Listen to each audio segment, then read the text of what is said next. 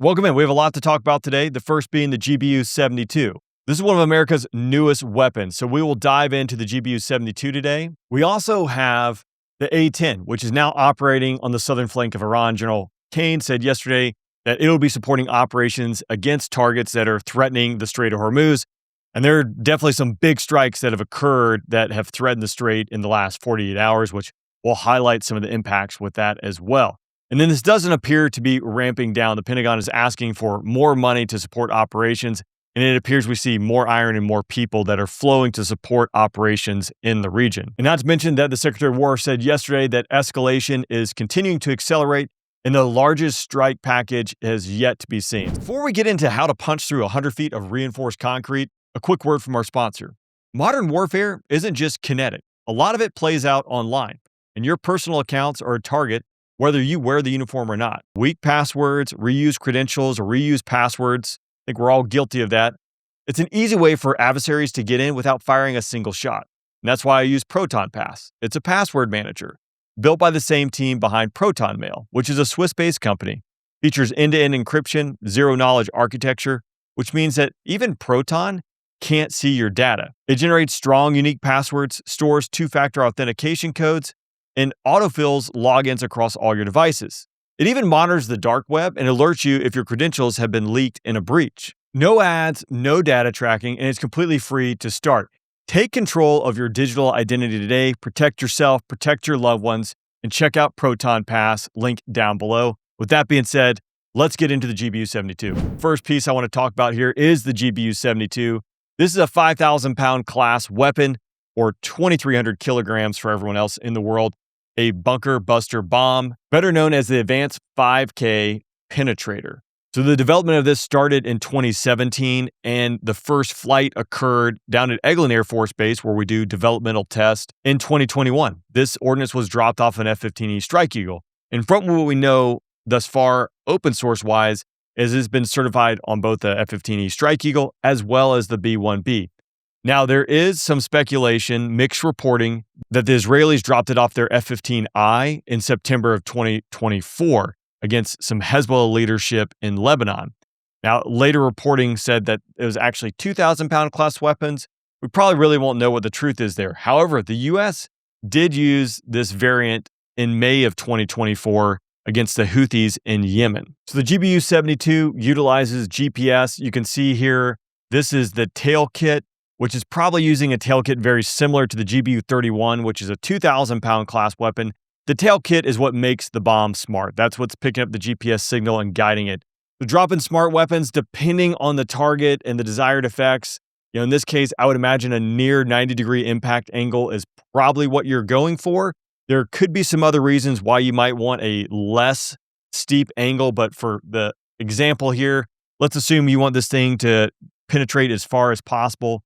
So getting this bomb a lot of speed to start with. Now, configuration limits, 500-pound class weapon is typically limited to 0.95 when we consider an F-16. All planes, all weapons are different. There's so many different configurations, but assume you're going to be near Mach and then potentially over the Mach delivering this weapon, giving it a lot of energy, a lot of speed just to start with, releasing it as close to the target as possible. Again, trying to give it that near 90-degree impact angle.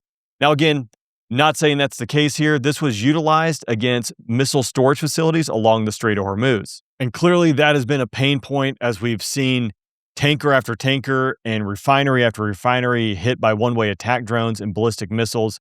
So the Pentagon has said that this bunker buster bomb was utilized against targets tied to missile storage facilities, etc., along the straits. An interesting piece, too, is we now have seen the A-10 Warthog show up in the mix in Iran. Now, we have seen videos circulating in the last 2 or 3 weeks operating inside Iraq, going after targets inside Iraq. Now, the reason you see the A-10 operating inside Iraq and not Iran to start with is fourth generation. And the A-10 is a big old piece of metal that doesn't fly very fast. If we talk advanced surface-to-air missile systems, and we will mention the F-35 shoot down here in a minute, not shoot down, the F-35 being hit yesterday by Iranian fire. But the A-10 is low and slow, just highly susceptible to small arms fire. Now, it is built like a tank to take hits, but it can only take so much. General Kane said yesterday that the A-10 is now operating along the southern flank inside Iran, going after targets that are threatening the Strait of Hormuz. The A-10 obviously is a close air support machine, going after vehicles that might have drones or small arms manpads, personnel, going after boats that are threatening the strait. This is the bread and butter for the A-10 gun, as well as the amount of ordnance the A-10 carries, from 500-pound, 250-pound, 2,000-pound weapons.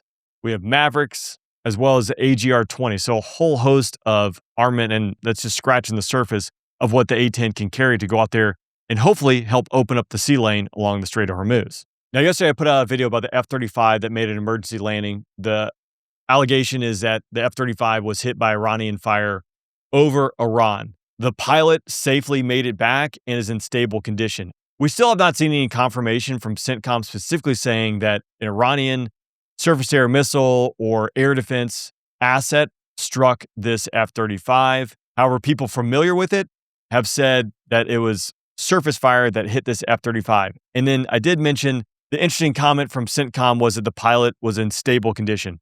If you're making an emergency landing, this is something that happens all the time in all planes. Emergencies happen.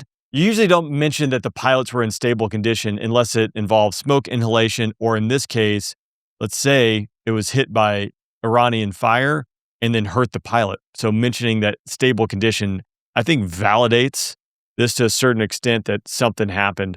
Now, in the video, I talked about advanced systems like the S-300 and S-400. I don't think that was the case here. I mean, I think the U.S. has done a pretty good job of sniffing that stuff out and going after it. AAA fire definitely could be a thing. Manpads, and the Iranians actually have some new tech when it comes to manpads that Ward Carroll and I are going to dig into on a live stream. It's going to land somewhere around when this video releases, if not beforehand. So make sure you check that out, because we'll dive into that. But remember, the F-35 does have a pretty advanced defensive suite that gives the pilot situational awareness as well as counter defense. But if we're talking about seeing something with the naked eyeball and threatening it with the naked eyeball, if you can see the F-35 with your eyes, then you can threaten it with a lot of munitions that are kind of legacy or maybe really advanced. So was it an S-300 and S-400? Probably not the case, I don't think. We do a pretty good job of sniffing that stuff out, and that definitely had to be high on the priority list when it came to kicking this campaign off. So more to follow on the F-35, and we'll wait to see what comes out about that, but make sure you check out the stream with Ward. Now, in the last 48 hours, we have seen Qatar, Dubai, Saudi Arabia really take some significant hits. They have defended against some incoming ballistic missiles, but Qatar put this out saying that they've incurred a $20 billion loss on a facility they built 2 years ago for $26 billion. And he's talking about this right here. This is the Ras Laffan industrial city north of Doha, and it's the main site of production of liquefied natural gas and gas to liquid. It's the largest export terminal for LNG in the entire world, and it's been heavily targeted by ballistic missiles fired by Iran. So obviously extensive damage has occurred here that, again, $20 billion for a $26 billion facility that they just built. And then if we go to UAE, they've announced that gas production is now near zero, and operations at the major natural gas facilities have been suspended. This is obviously significant for these economies. And if we look at UAE, I think they're losing about $600 million a day when it comes to tourism alone. So significant hits for this region. So when it comes to defending against this is a significant bill that everyone is having to pay. And this is from the Foreign Policy Research Institute. If we just look at, this is the first 96 hours of the war. The top being here, this is U.S. munitions that were expended. And if we go all the way down here at the bottom, we can have allied defensive munitions that have been expended. And I think this is the piece here we should compare for this argument. So the Patriot PAC-3 missiles from our Gulf partners, 618. And then the Saudis have an additional 60 that they've thrown up in the air against this. Qatar, another 11. But look at these numbers. I mean, they're rather staggering. We're just kind of perusing some of these from HARMs, 160 HARM shots, 135 JASSMs. The U.S. has expended 325 and 310 PAC-2 and SM-2, SM-3, SM-6 munitions. Those are defensive munitions you see coming off boats, coming out of Patriot missile batteries, etc. So the Foreign Policy Research Institute goes on to say in the first 96 hours, 5,100 or almost 5,200 munitions across 30 different types were expended. This carries a replacement bill of $10 to $16 billion. That was just in 4 days. Now, there have been different numbers thrown around from the Pentagon to the Foreign Policy Research Institute. I don't think anyone necessarily can put an exact pinpoint on how much this cost because you have different times when the weapons were bought, procured, etc. Different pools of money, different fiscal years, inflation, etc. The point really is this is expensive. And the number of exquisite weapons, I think that's a fair term to use with a lot of these. It's not like you can just print them overnight. It takes a long time to build and ramp up the production to produce these at scale. So not only does the United States utilize a ton of these weapons, but all of our foreign partners, these foreign military sales partners that buy U.S. hardware, they all need to replenish their inventories as well. But it doesn't seem like we're letting up anytime soon. Secretary Hegseth said yesterday that the largest strike is yet to happen as this war continues to escalate, which is backed up by the fact that the Pentagon is now asking for $200 billion in additional funding for the war in Iran. And to point out some of the differences here, he went on to say that it's cost the taxpayers $12 billion as of his briefing yesterday. So again, it's going to be tough to tell what this actually costs and the way the government works. But nonetheless, I think we all can agree this is very expensive and we're utilizing a lot of munitions. And I'll go back to the fact that harassing the Strait with one-way attack drones, which are relatively cheap, they only have to be able to get one through to hit an oil tanker, basically to cause just the complete seizure of the Strait of Hormuz. So this is a big problem set that has to be dissected. Now, if you like this type of content, we do have a free newsletter. That's linked down below.